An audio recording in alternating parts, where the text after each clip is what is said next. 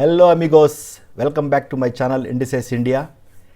వీడియోలోకి వెళ్ళే ముందు ఎవరైనా సబ్స్క్రైబ్ చేయని వాళ్ళు ఉంటే ఖచ్చితంగా సబ్స్క్రైబ్ చేయండి. ఈ వీడియో నచ్చితే ఖచ్చితంగా లైక్ అయితే చేయండి. సో మనం ఫస్ట్ మార్కెట్ డ్రాస్టిక్గా ఫాల్ అయింది. ఈరోజు కంప్లీట్గా ఈ డ్రాస్టిక్ ఫాల్ అనేది అయింది. ఈ డ్రాస్టిక్ ఫాల్ యొక్క రీజన్ మీకు ఆల్రెడీ తెలియజేశాను. ఒకసారి మనం వీక్లీ అనాలిసిస్ వీడియో ఎవరైనా చూడని వాళ్ళు ఉంటే ఖచ్చితంగా చూడండి. ఐకార్డ్స్లో లింక్ ఇస్తాను.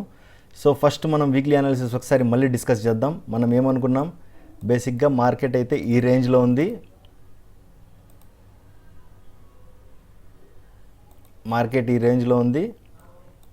మనం ఎప్పుడైతే ఫ్లాట్ కానీ గ్యాప్ అప్ కానీ ఓపెన్ అయ్యి దీన్ని క్రాస్ చేసిన వెంటనే మనం సెల్ చేయొచ్చు. మన టార్గెట్ వచ్చే ఫస్ట్ టార్గెట్, ఇమీడియట్ టార్గెట్ ఇది, సెకండ్ టార్గెట్ ఇది అనేది డిస్కస్ చేసుకున్నాం. మీరు వీడియో అయితే ఖచ్చితంగా చూడండి. దెన్ మనకి యాక్చువల్గా ఏమైంది, మండే రోజు గ్యాప్ అప్ ఓపెన్ అయిపోయింది. గ్యాప్ అప్ ఓపెన్ అయ్యి అక్కడ సస్టైన్ అవ్వలేక మళ్ళీ డౌన్ఫాల్ వచ్చింది. మళ్ళీ ట్యూస్డే ఏం చేసింది, మళ్ళీ ఒక గ్యాప్ అప్ ఓపెన్ అయింది. సో ఈ గ్యాప్ అప్స్ అనేవి ఎందుకు వచ్చాయంటే బ్యాంక్ రిజల్ట్స్ అనేవి వచ్చాయి. కొన్ని యాక్సిస్ బ్యాంక్ కానివ్వండి, ఇంకో బ్యాంక్ ఏదో రిజల్ట్స్ వచ్చాయి. దాంట్లో కొంచెం పాజిటివ్ మూమెంటం ఉండడం వల్ల ఇవి గ్యాప్ అప్స్ అనేవి ఓపెన్ అయ్యాయి. ఫస్ట్ బ్యాంక్ నిఫ్టీ అనేది ఇక సింగిల్గా రన్ అయ్యే ఇండెక్స్ అయితే కాదు. ఆల్ బ్యాంక్స్ కలిపితే, అన్ని బ్యాంక్స్ కలిపితే రన్ అయ్యే ఇండెక్స్. అంటే axis bank, HDFC bank, Kotak bank, ICICI bank, HDFC tins, ఇవన్నీ కలిపితే నడిచేది బ్యాంక్ నిఫ్టీ. సో బ్యాంక్స్లో, ఇండివిజువల్ బ్యాంక్స్లో ఏదో మంచి పాజిటివ్ రిజల్ట్స్ రావడం వల్ల ఇక్కడ మనకు పాజిటివ్గా ఓపెన్ అయింది, పాజిటివ్లో క్లోజ్ అయింది. అంటే మన ఛానల్లోకి రాకుండా పైన క్లోజ్ అయింది. ఈరోజు ఏం చేసింది చూడండి, మార్కెట్ ఇమీడియట్గా మన ఛానల్ లోపలికి రాగానే, యాక్చువల్గా నిన్నే వచ్చింది మన ఛానల్ లోపలికి రాగానే ఫస్ట్ క్యాండిల్ ఇమీడియట్గా సెల్ ఆఫ్, కంప్లీట్గా సెల్ ఆఫ్. మనం ఏదైతే వీక్లీ అనాలిసిస్లో డిస్కస్ చేసాం అదే చేసింది. కాకపోతే మనల్ని కన్ఫ్యూజ్ చేయడానికి మాత్రం ఈ మూవ్ అయితే జరిగింది పాజిటివ్గా. సో ఇక్కడ నేను ఎందుకు ట్రేడ్ ఇనిషియేట్ చేయలేదు ఈ ఫాల్ని అనేది ఒకసారి డిస్కస్ చేద్దాము. ఫస్ట్ దీని అయితే రిమూవ్ చేస్తాను. సో ఇక్కడ ఎందుకు నేను ట్రేడ్ ఇనిషియేట్ చేయలేదు, ఇంత మంచి ఫాల్ జరిగింది కదా, ఎందుకు ట్రేడ్ ఇనిషియేట్ చేయలేదు. సో ఫస్ట్ మన లెవెల్ ఏది ఉంది ఇక్కడ,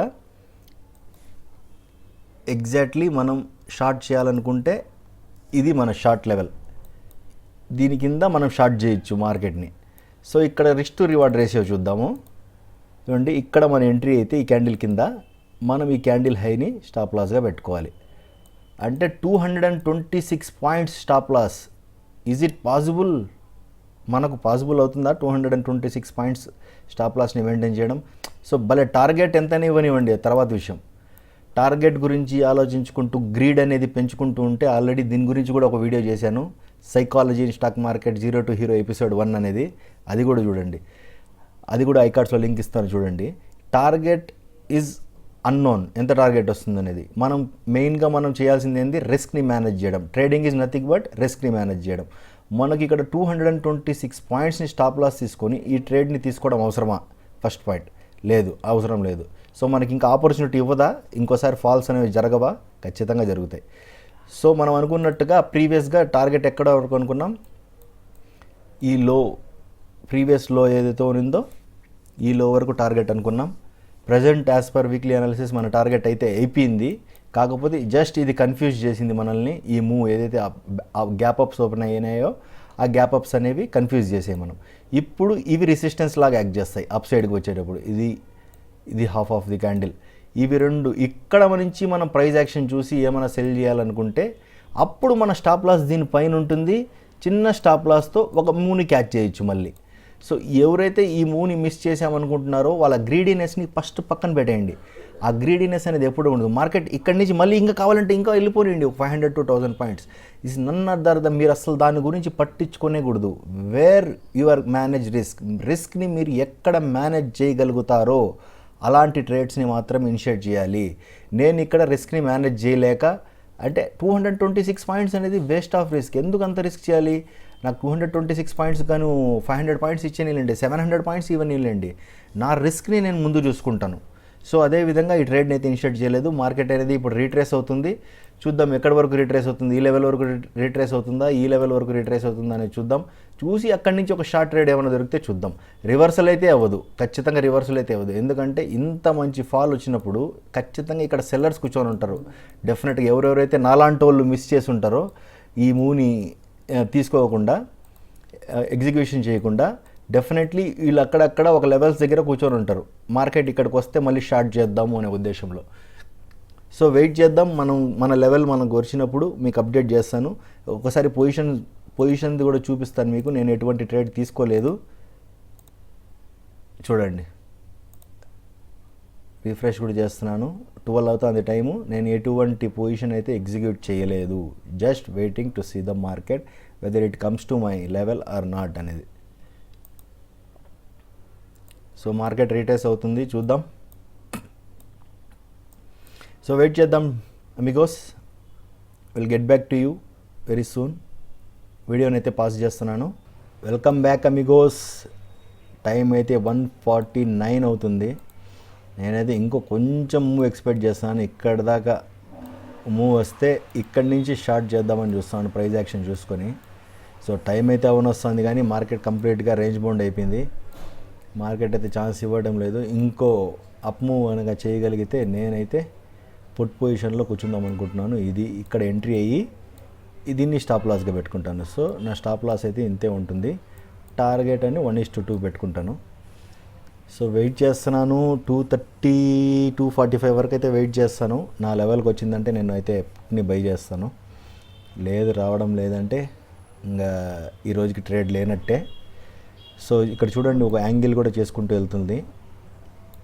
so angle maximum break down కిందకి అయ్యే అవకాశాలు ఎక్కువ ఉంటాయి.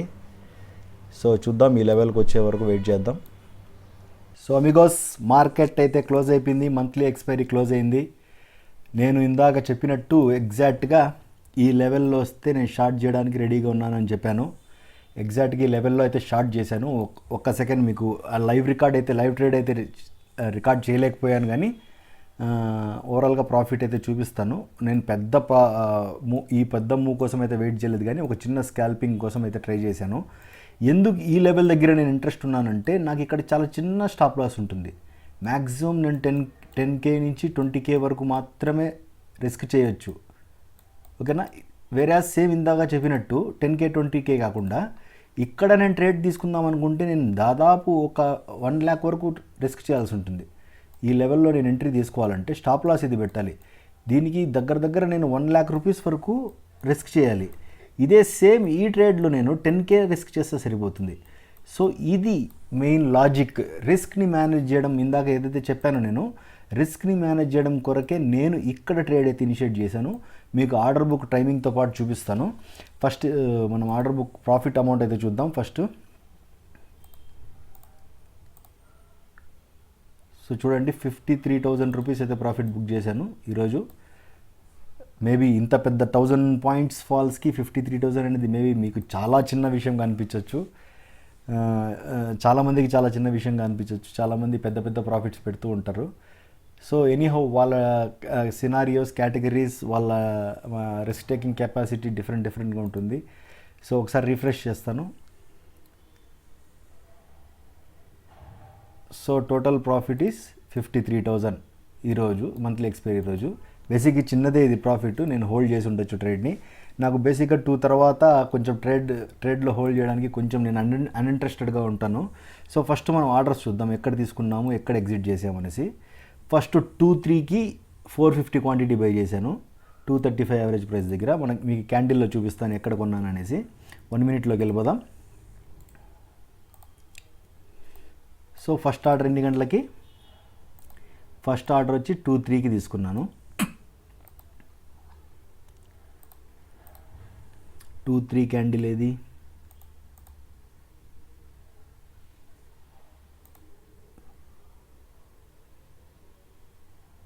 ఎస్, ఇది 2-3 క్యాండిల్ అయితే ఇది. ఒకసారి ఒక్క నిమిషం మార్క్ చేస్తాను. 2-3 క్యాండిల్ అయితే ఇది. ఇక్కడ ఒక ట్రేడ్ తీసుకున్నాను. అండ్ దెన్ 2-6కి మళ్ళీ 202 రూపీస్ యావరేజ్ దగ్గర ఒక ప్రైస్ తీసుకున్నాను. 2-6కి 202 రూపీస్ దగ్గర. 2-6 అంటే ఎక్కడ టైము? ఎగ్జాక్ట్గా ఈ ప్లేస్లో సో ఇక్కడ 450 క్వాంటిటీ యాడ్ చేశాను, ఇక్కడ 450 క్వాంటిటీ యాడ్ చేశాను, ఈ రెండు చోట్ల. మార్కెట్ నాకు ఎంత అగెనెస్ట్గా పోయింది, కొంచెం కూడా అగెనెస్ట్గా పోలేదు, ఏదో ఒక 10 పాయింట్స్ 20 పాయింట్స్ అగెనెస్ట్గా పోయింది. కంప్లీట్గా ఈ మూవ్ని అయితే క్యాచ్ చేశాను. ఎగ్జాక్ట్గా ఈ టైంలో ఎగ్జిట్ అయితే చేశాను. ఎగ్జిట్ టైమింగ్ కూడా చూపిస్తాను చూడండి మీకు.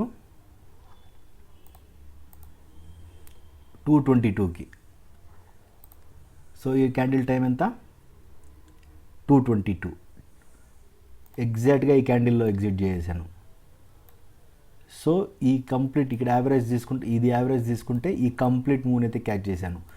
ఎందుకు ఇంత పెద్ద మూవ్స్ జరిగినాయి కదా, ఇక్కడ తీసుకోవచ్చు కదా, ఇక్కడ తీసుకోవచ్చు, ఇక్కడ మాత్రమే ఎందుకు తీసుకున్నామంటే ఇది కొంచెం షూర్ షార్ట్ లెవెల్స్. ఇంతకుముందు మనం అనుకున్నట్టుగా రిజెక్షన్ ఏదైతే ఉందో, ఇంతకుముందు సపోర్ట్ లాగా బిహేవ్ చేసి బ్రేక్ డౌన్ ఏదైతే ఇచ్చిందో ఎగ్జాక్ట్గా అదే పాయింట్ దగ్గర మనం అయితే కాన్సన్ట్రేట్ చేసాం. చూడండి ఇక్కడ ఎగ్జాక్ట్గా ఈ పాయింట్ దగ్గరే మనం కాన్సన్ట్రేట్ చేసాం. సో ఇక్కడ మన రిస్క్ చాలా తక్కువ ఉంటుంది కాబట్టి ఈ క్వాలిటీ రేట్ తీసుకున్నాము. అండ్ టైం ఓవరాల్గా 2:20 పైన దాటేసింది కాబట్టి నేను చిన్న ట్రేడ్లో ఈ రోజుకి చాలు, ఎనఫ్ ఫర్ ది డే అనేసి నేను 2:20కి ఎగ్జిట్ చేశాను. సో బేసిక్గా యాక్చువల్గా ప్రీమియం ఎంత పోయిందంటే ఒకసారి ఆ ప్రీమియంని చూద్దాం. 42,100 ప్రీమియం అది.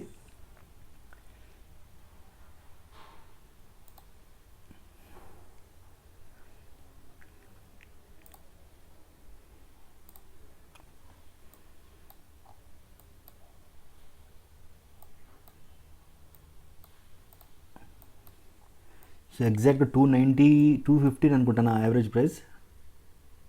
215 ఇక్కడ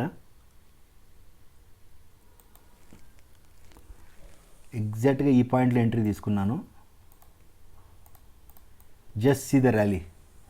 ఒక్కసారి కూడా నా ప్రైస్ కిందికి రాలేదు. నేను ఎగ్జాక్ట్గా ఇక్కడ ఈ 270 280 దగ్గర ఎక్కడో ఎగ్జిట్ చేశాను, ఈ పాయింట్లో ఎగ్జిట్ చేశాను. సో జస్ట్ చూడండి, నేను ఇక్కడ యావరేజ్ ప్రైస్ ఇక్కడ తీసుకొని ఇంతే, జస్ట్ స్కాల్పింగ్. నా రిస్క్ టు రివార్డ్ రేషియో తీసుకుంటే ఇక్కడ 1:2 వచ్చేసింది నాకు యాజ్ పర్ ఆప్షన్స్ ప్రకారం. 1:2లో నేను ఎగ్జిట్ అయిపోయాను. మార్కెట్ చూడండి ఎంత వెళ్ళిందో. సో ఇలాంటి టైంలో అసలు ప్యానిక్కి అవ్వకూడదు. మార్కెట్ ఈరోజు కంప్లీట్గా డ్రాస్టిక్ ఫాల్ అయింది, మళ్ళీ రీట్రేస్ అవుతుంది, మళ్ళీ ఫాల్ అవుతుంది. ఎందుకు ఆవేశపడాలి, ఎందుకు ఊరికే ఒక రాంగ్ డిసిషన్ తీసుకొని లాస్లోకి వెళ్ళాలి. ప్రాఫిట్ మినిమైజ్ చేసుకోవచ్చు కానీ, ప్రాఫిట్ని నార్మల్ చేసుకోవచ్చు కానీ లాసెస్ని మాత్రం మ్యాక్సిమైజ్ చేసుకోకూడదు. ఇది మెయిన్ ఉద్దేశం. చూడండి నా ఎంట్రీ కూడా ఎక్కడ తగిలిందో కరెక్ట్గా. నేను ఇక్కడ కొన్నాను. సో యావరేజ్ ప్రైస్ నాది ఇక్కడ వచ్చింది. సో ఈ కంప్లీట్ మూవ్ని అయితే క్యాచ్ చేయలేదు కానీ 1:2 రేషియోలో ఇక్కడ నేను ఎగ్జిట్ చేశాను.